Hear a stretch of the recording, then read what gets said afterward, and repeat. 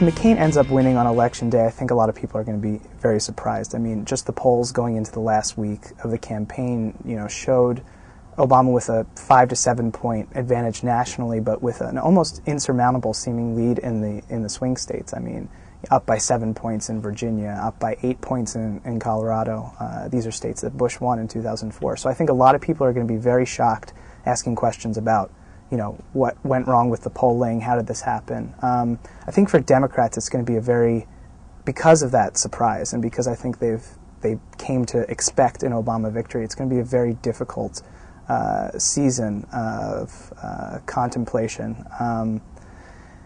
In all probability, Democrats will still win large majorities in the House and the Senate. So with McCain as president, it's going to be this interesting moment of divided government. McCain, ran a campaign where he had to move further to the right than he had previously been. But you're going to see, if he's president with a Democratic Congress, him having to reestablish those maverick centrist credentials and work with people who disagree with him on the issues. I mean, I think McCain will do that if he wins.